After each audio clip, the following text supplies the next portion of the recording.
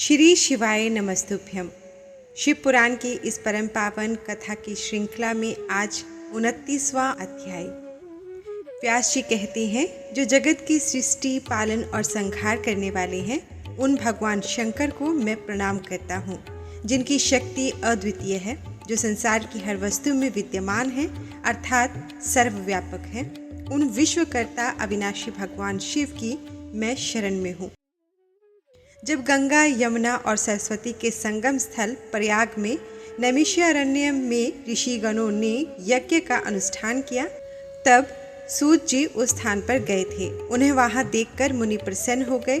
उन्हें यथा योग्य आसन पर बैठाकर उनका सत्कार और पूजन किया। ऋषिगण बोले, हे सर्वज्ञ सूत जी, आप महर्षि व्यास जी के शिष्य होने के कारण सब कथाओं और रहस्यों को जानते हैं। हम पर कृपा करें और हमें भी दिव्य कथा सुनाइए।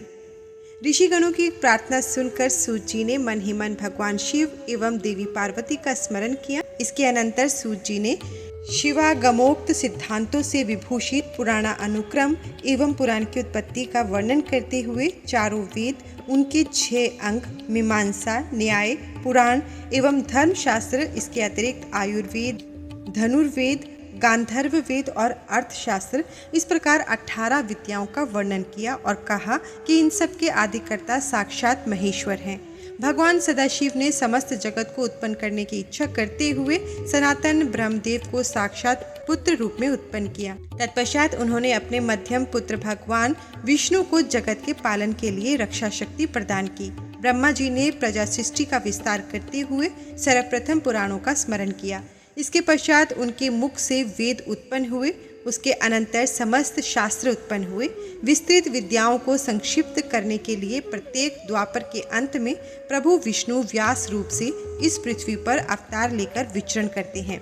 सूत जी कहते हैं, श्वेत वराह कल्प में ऋषियों में परस्पर विवाद हुआ, ये परब्रह्म है या नहीं। इस प्रकार परब्रह्म का निरूपण बहुत कठिन होने के कारण वे सभी मुनिगण सृष्टिकर्ता ब्रह्मा जी के पास पहुँचे और प्रणाम कर कहने लगे, हे भगवान, हम लोग घोर अज्ञान अंधकार से घिरे हुए हैं, अतः परस्पर विवाद करते हुए दुखी हैं। हम लोगों को परम तत्व का ज्ञान अभी तक नहीं हो पाया है। ऐसा पूछा जाने पर ब्रह्मा जी के नेत्र आश्चर्य से खिल उठे और वे ध्यान में मगन होकर रुद्र रुद्र इस प्रकार का शब्द उच्चारण करते हुए बोले, जो संपूर्ण जगत के सृष्टिकर्ता हैं, जिनसे ये सभी ब्रह्मा, विष्णु, रुद्र एवं इंद्रादि देवता उत्पन्न हुए हैं, जिन्होंने सर्वप्रथम मुझे पुत्र रूप में उत्पन्न किया, वेदों का ज्ञान प्रदान किया, उन्हीं की कृपा से मैंने इस प्रजापति पद को प्राप्त किया। वे एकमात्र भगवान शिव हैं, दूसरा कोई नहीं। समस्त जीव इनके वश में है। ये सबके प्रेरक हैं। ये परम भक्ति से ही देखे जा सकते हैं, अन्य उपायों से नहीं। वह भक्ति शिव की कृपा से ही प्राप्त होती है और उनकी कृपा भक्ति से उत्पन्न होती है। जैसे अंकुर से बीज और बीज से अंकुर उत्पन्न होता है। ज्ञान और भक्ति के अनुरूप शिव की कृपा प्राप्त करने पर मुक्ति होती है। इस समय आप लोगों ने जो दिव्य सहस्त्र वर्ष वाला दीर्घ यज्ञ अनुष्ठान किया है, उस यज्ञ के अंत में मंत्र द्वारा आवाहन करने पर वायुदेव वहां पधारेंगे। वे ही आप लोगों को कल्याण का साधन एवं उपाय बताएंगे। तदनंतर ब्रह्मा जी ने कहा, मैंने इस मनोमय चक्र का निर्माण किया है। मैं इस चक्र को छोड़ रहा हूँ। जहाँ इसकी नेमी गिरकर टूट जाए, वही देश तपस्या के लिए शुभ होगा। ऐसा कहकर पितामह ने उस सूर्य तुल्य मनोमय चक्र की ओर देखकर और महादेव जी को प्रणाम कर उसे छोड़ दिया। फेंका गया वह कांति में चक्र विमल जल से युक्त सरोवर वाले किसी वन के एक मनोहर शिलापट पर गिर पड़ा। इसी कारण से वह वन मनु पूजित नैमिषारण्य नाम से विख्यात हुआ। सूत जी कहते हैं, उन ऋषियों ने उस स्थान में यज्ञानुष्ठान प्रारंभ किया। कुछ समय बीत जाने पर वह यज्ञ जब समाप्त हो गया, तब ब्रह्मा जी की आज्ञा से वहां स्वयं वायुदेव पधारे। तब सभी ने उठकर वायुदेव को प्रणाम कर उन्हें स्वर्ण में आसन प्रदान किया।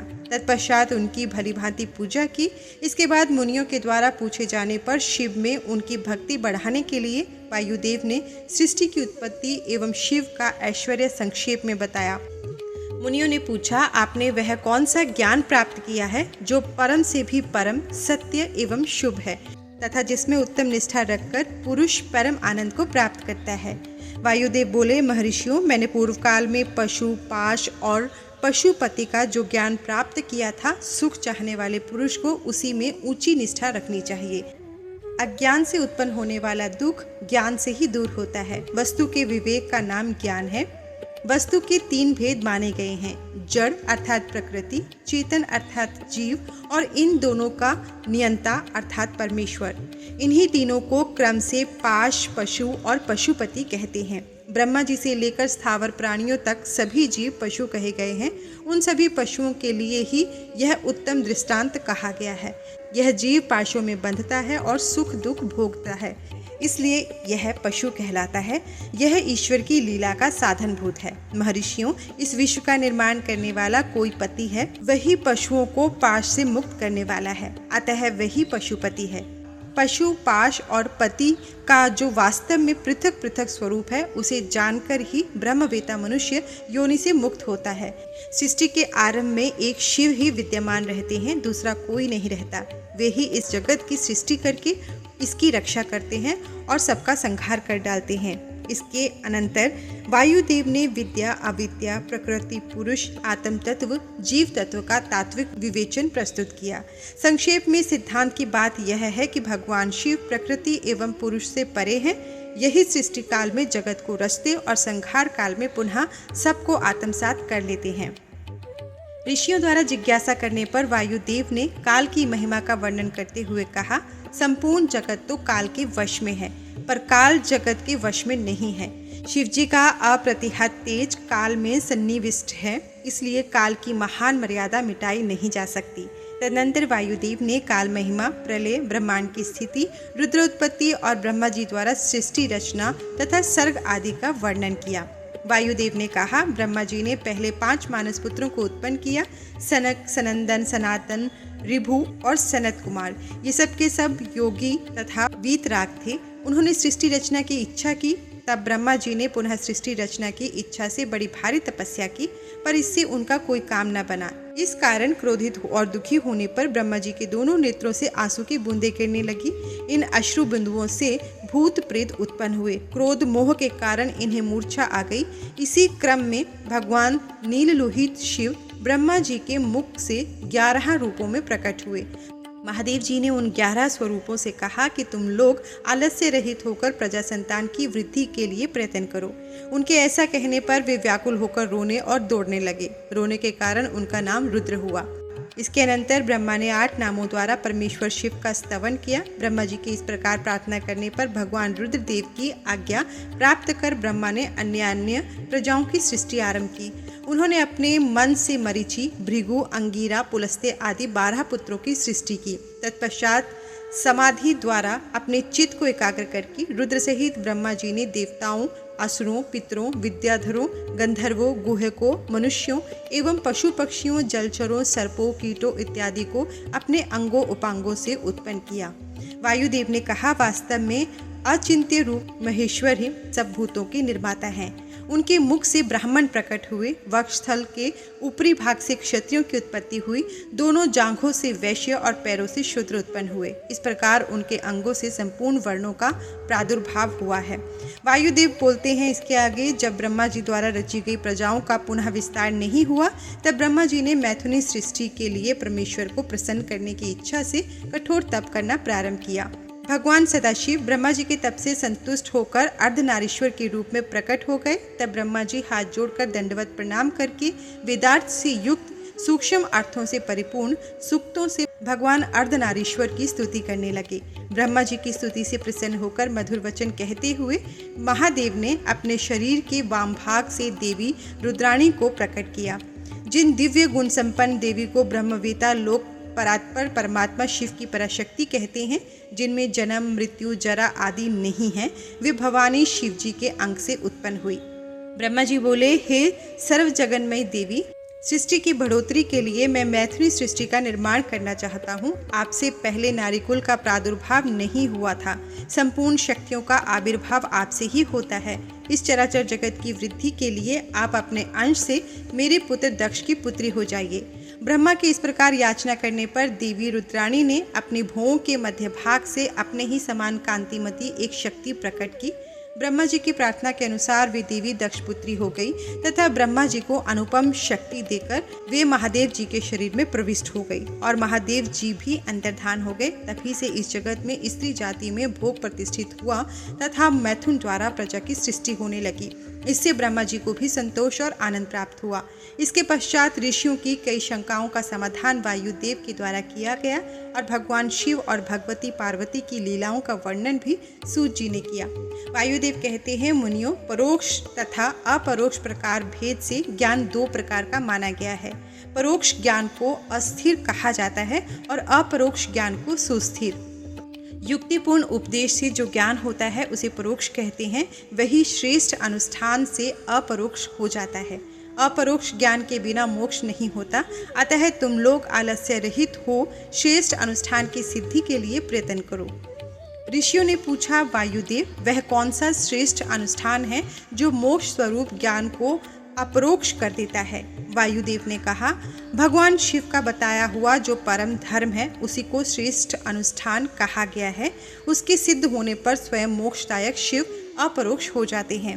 उपमन्यु पर भगवान शंकर की कृपा के बारे में बताते हुए यहाँ पर कहते हैं, धौम्य के बड़े भाई उपमन्यु के द्वारा बाल्यावस्था में दूध की प्राप्ति के लिए माता की आज्ञा से तपस्या करने पर भगवान शिव ने किस प्रकार उपमन्यु पर कृपा की और उन्हें वर प्रदान किया। इस प्रकार ऋषियों द्वारा जिज्ञासा करने पर वायुदेव ने विस्तार पूर्वक इसका वर्णन करते हुए कहा, भगवान विष्णु के अनुरोध करने पर शिवजी पहले इंद्र का रूप धारण करके उपमन्यु के पास गए, परंतु उपमन्यु द्वारा इंद्र से कुछ प्राप्त करना स्वीकार नहीं करने पर सदाशिव भगवान शंकर उपमन्यु पर कृपा करते हुए अपने स्वरूप में प्रकट हो गए और उपमन्यु को अभीष्ट फल प्रदान कर महेश्वर वहीं अंतर्धान हो गए। उपमन्यु भी परमेश्वर से उत्तम वर पाकर सुखपूर्वक अपनी जन्मदात्री माता के स्थान पर चले गए। अब यहाँ पर उपमन्यु द्वारा श्री कृष्ण को पाशुपत ज्ञान का उपदेश से संबंधित कथा बताई जा रही है। ऋषियों ने वायुदेव जी से कहा, हे वायुदेव, भगवान श्री कृष्ण किसी समय धौम्य के बड़े भाई उपमन्यु से मिले थे और उनकी प्रेरणा से पाशुपत व्रत का अनुष्ठान करके उन्होंने परम ज्ञान प्राप्त कर लिया था। आप यह बताएं कि भगवान श्री कृष्ण ने परम उत्तम पाशुपत ज्ञान किस प्रकार प्राप्त किया। वायुदेवता बोले, महर्षियों, पूर्व काल में भगवान श्री कृष्ण ने महर्षि उपमन्यु को प्रणाम करके उनसे इस प्रकार कहा, भगवान, महादेव जी ने देवी पार्वती को जिस पाशुपत ज्ञान तथा अपनी जिस संपूर्ण विभूति का उपदेश दिया था, मैं उसी को सुनना चाहता हूँ। महादेव जी पशुपति कैसे हुए? पशु कौन कहलाते हैं? श्री कृष्ण के इस प्रकार पूछने पर उपमन्यु ने कहा, देवकी नंदन, ब्रह्मा जी से लेकर स्थावर पर्यंत जो भी संसार के चराचर प्राणी हैं वे सब के सब भगवान शिव के पशु कहलाते हैं और उनके पति अर्थात स्वामी होने के कारण देवेश्वर शिव को पशुपति कहा गया है। वे पशुपति अपने पशुओं को माया आदि पाशों से बांधते हैं और भक्ति पूर्वक उनके द्वारा आधारित होने पर वे स्वयं ही उन्हें उन पाशों से मुक्त कर देते हैं। यही है पाशुपत ज्ञान। इसके आगे श्री कृष्ण कहते हैं, मुझे यह जानने की इच्छा है कि परमेश्वरी शिवा और परमेश्वर शिव का यथार्थ स्वरूप क्या है।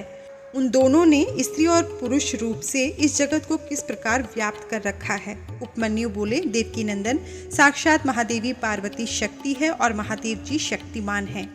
यह जगत शिव और शिवा के शासन में है, इसलिए वे दोनों इसके ईश्वर और विश्वेश्वर कहे गए हैं। जैसे शिव हैं वैसे ही शिवा देवी हैं और जैसी शिवा देवी हैं वैसे ही शिव हैं। जिस तरह चंद्रमा और उनकी चांदनी में कोई अंतर नहीं है, उसी प्रकार शिव और शिवा में अंतर नहीं है। शिवा के बिना शक्ति नहीं रह सकती और शक्ति के बिना शिव।